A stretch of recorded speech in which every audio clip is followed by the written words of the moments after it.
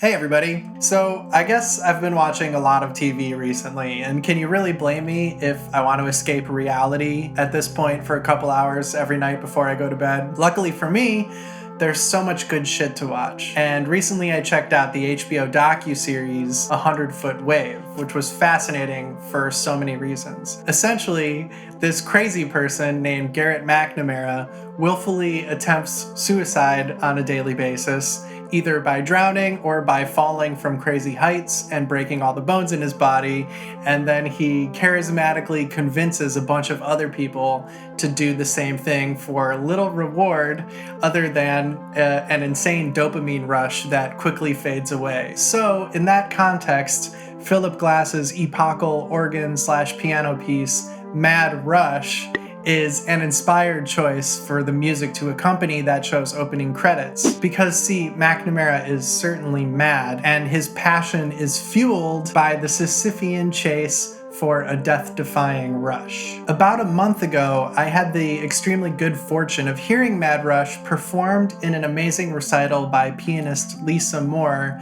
during the Bang on a Can Loud Weekend Festival at Mass Mocha. Moore's gorgeous touch on the piano and her patient interpretation of the piece was revelatory for me. Suddenly, details that I'd never noticed before were popping out at me, and I felt like I was understanding Glass in a way that I actually never had before.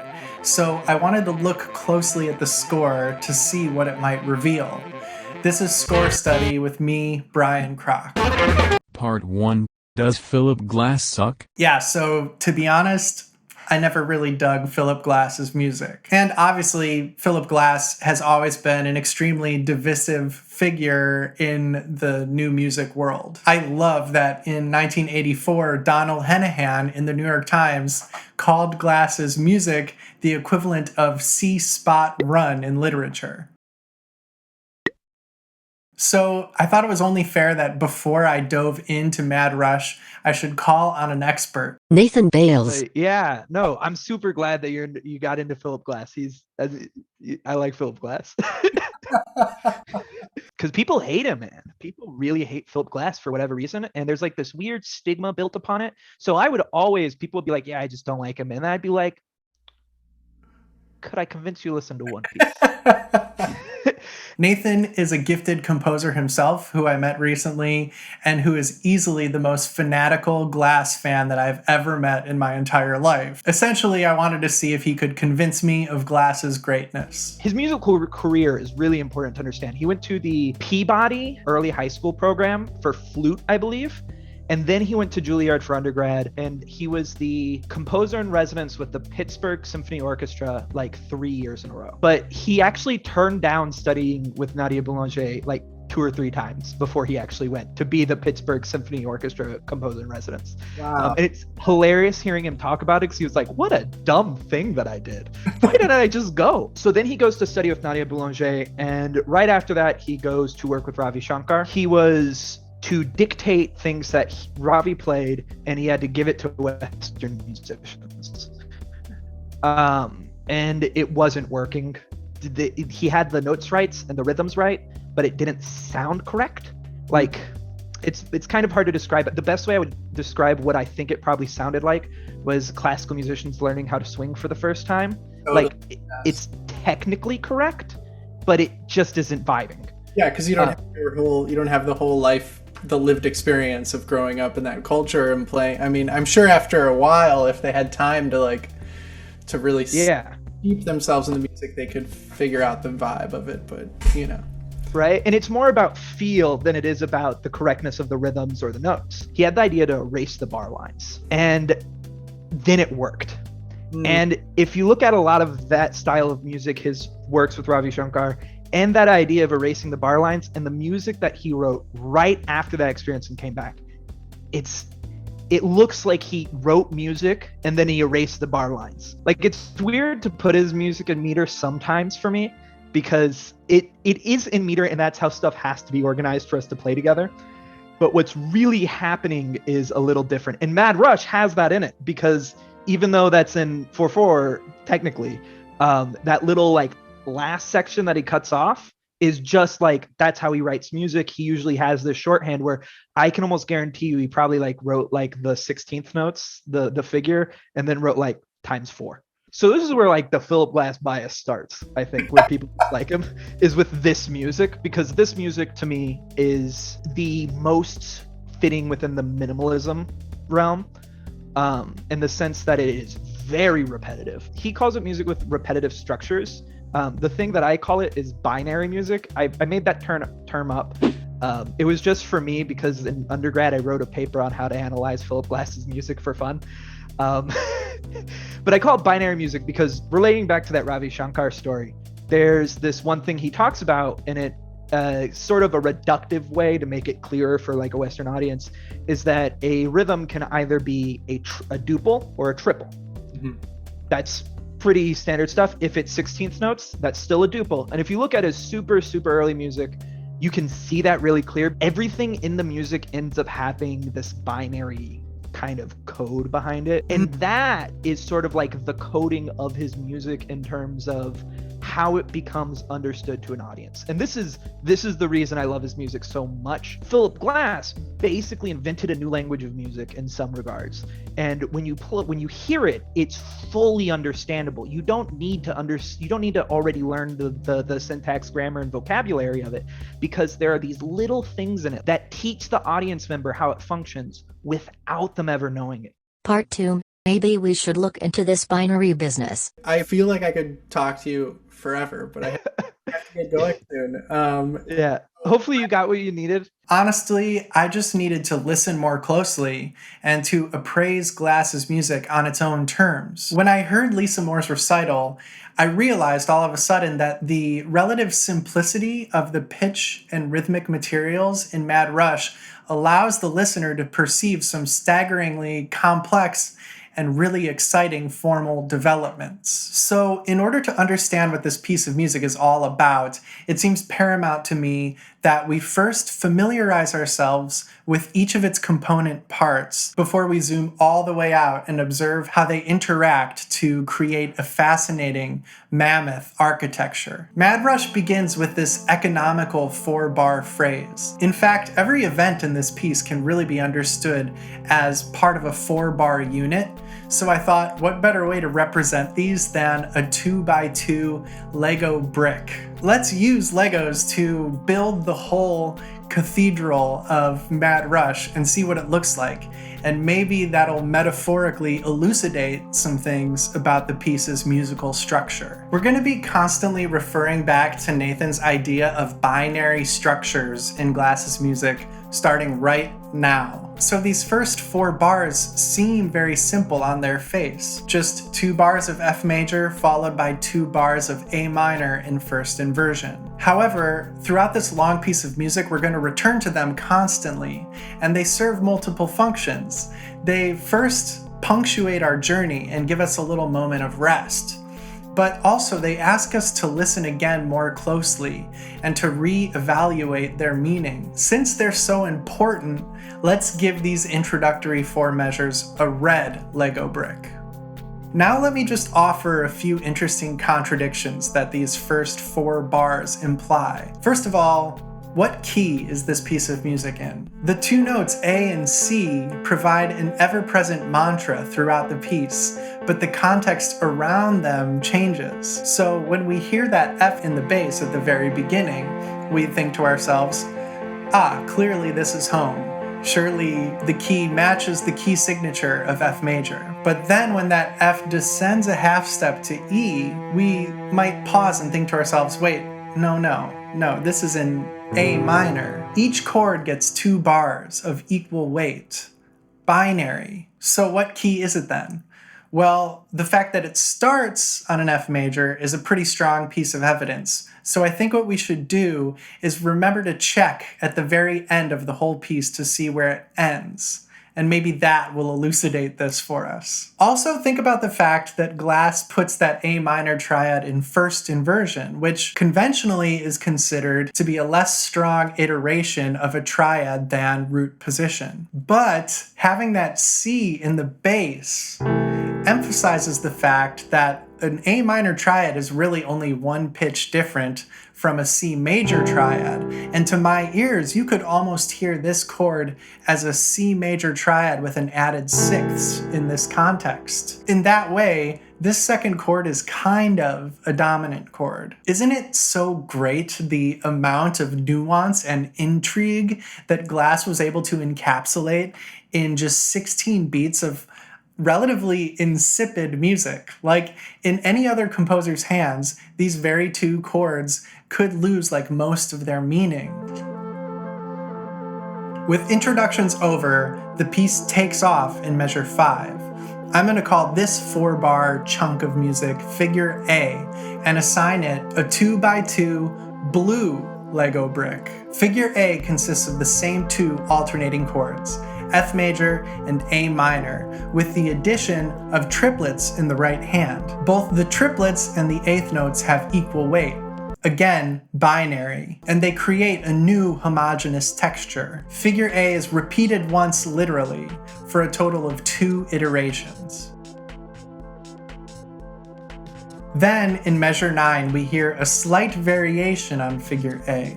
I'm calling it A altered, and I'm assigning it a slightly lighter shade of blue to show that it's related, but slightly different to the darker blue Lego bricks, okay? The only slight difference here is the addition of the note G in the second measure of each 4-bar chunk, which emphasizes and dramatizes the linear stepwise motion down to E in that A minor triad.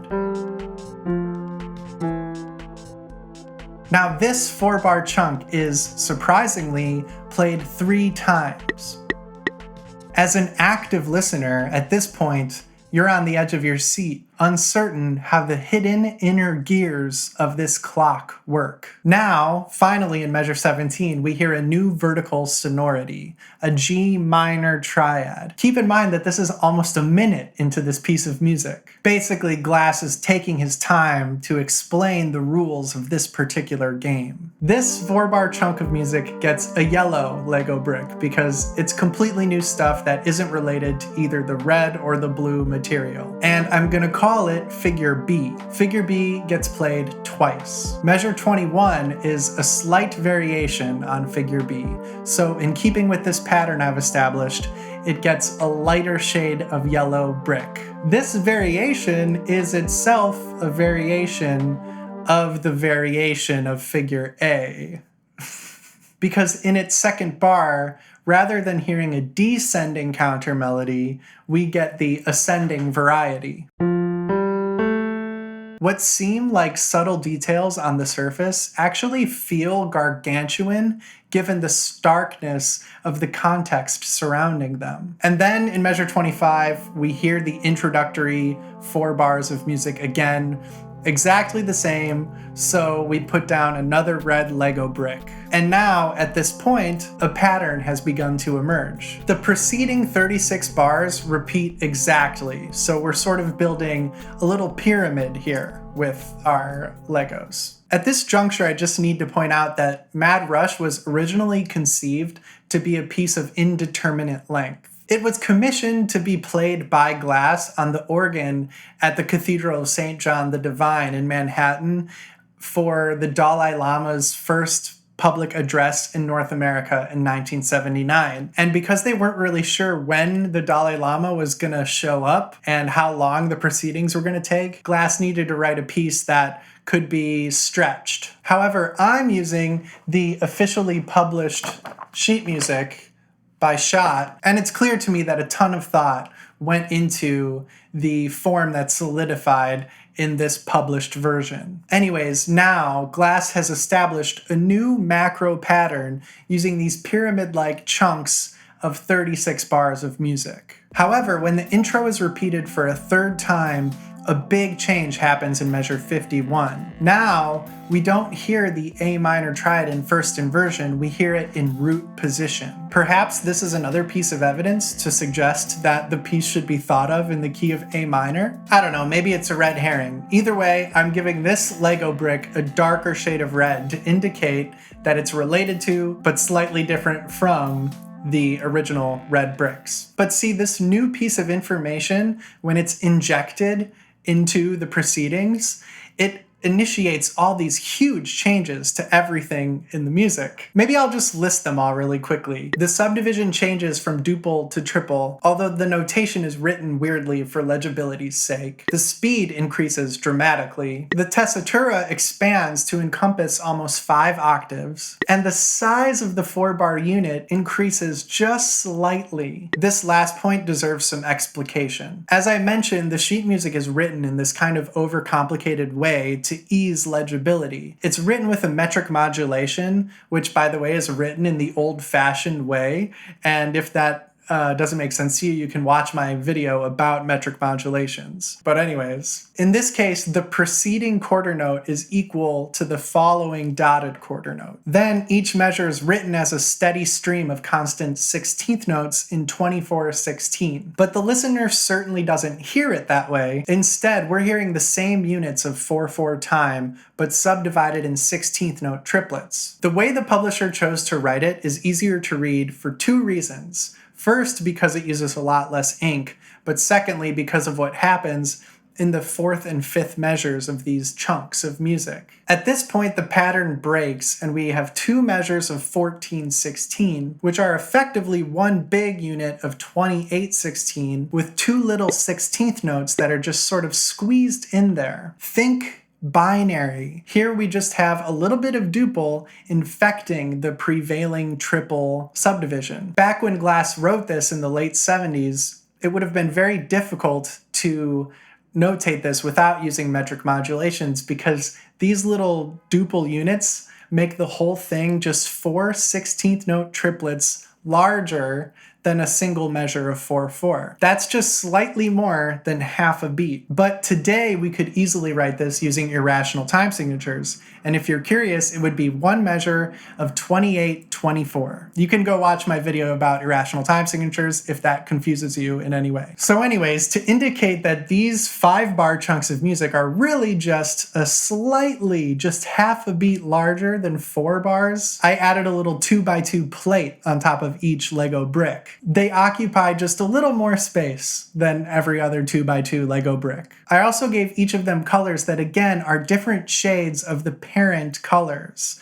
So any shade of blue is related to other shades of blue musically, as are shades of red and shades of yellow. So now as you count the measures that follow, you'll see that Glass has repeated the same macro pattern yet again, but with one small but also kind of huge difference, which is that in measure 74, and to give you more appropriate context, that's almost 4 minutes into this piece, Glass writes the very first non-diatonic pitch to our key signature of F major. And these pitches that he chose, by the way, are incredibly sweet and tender, almost nostalgic. It's a D flat, which creates, in the context, a G half diminished 7th chord. And they sound all the more striking for being presented so briefly in such a lengthy context. And now check out the macro structure of this chunk as well. It is exactly the same harmonically and only slightly different temporally, but it contrasts dramatically in every musical parameter from the music that precedes it. And this is because of the context of the commission. Because Glass was writing for the Dalai Lama, he wanted to convey the contrast between the wrathful and the peaceful deities in Tibetan Buddhism. For those who are interested in the Tibetan iconography of Tibetan Buddhism, you might think of it as the play of the wrathful and peaceful deities. This is Mad Rush. But what happens next is so awesome. Remember when the triple texture was infected by the duple subdivision? Well, now the reverse happens. Once the triplet texture was invaded by a duple, the infection spread so quickly. In measure 116, we have the normal intro with nothing changed. It ends with an A minor triad in first inversion. So as an active listener, we now expect the music to maybe return back to normal. Instead, the triple texture from figure A prime now infects the duple texture from figure A, and we hear both simultaneously. Binary, people, I'm telling you. So I'm gonna represent this with my Legos using 2 colors, the normal blue and the slightly darker shade of blue to let us know visually that both elements are present. So that whole macro chunk of the pyramid structure is played twice verbatim, and this is followed by the wrathful 16th note triplet fast, loud music. So now like a macro pattern has emerged. Like what's bigger than macro? How about giganto? So we've got micro, macro, giganto.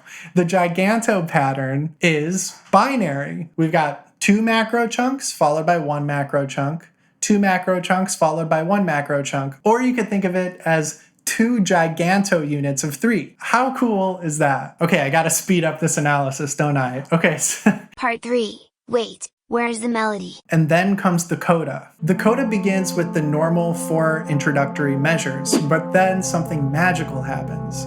We hear, for the first time, a melody. Did any of you out there even notice the conspicuous lack of melody in this piece so far? There's so much going on that we almost don't even know that this piece is missing a melody. But then when it finally hits, wow, it's staggering.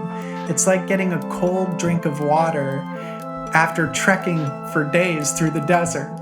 To show that these Lego bricks are of a completely different variety, I'm gonna make them circular. For me, this melodic coda provides more questions than it does answers. Like, what even is a melody anyways? All this melody is a dramatic diminution of the arpeggios that we've been hearing all along. Instead of expressing an F major triad in eighth notes, Glass expresses them in whole notes and half notes, so we perceive it as a horizontal event rather than a vertical event. There's another just confounding moment that presents itself in this section of music. In measure 164, which by the way is now 14 minutes or so into this piece, there's a moment of almost impossible discordance. While the left hand plays a G minor triad, the right hand emphasizes that one non-diatonic pitch, D flat, which implies a G half diminished 7th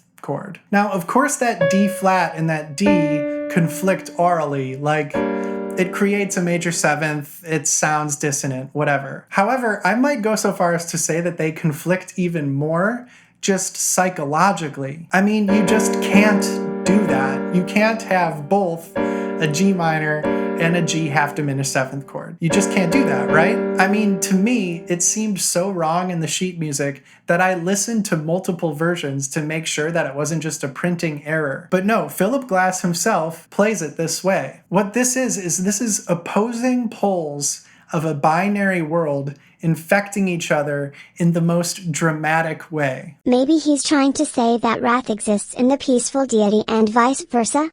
I don't know. What might seem like a weird mistake for another composer, in Philip Glass's hands, seems like a chess master putting his opponent's king into check. And let me tell you, the checkmate follows swiftly and punishingly. In measures 170 and 171, the piece just ends unceremoniously on an A minor triad. So the piece began with a question: what key are we in?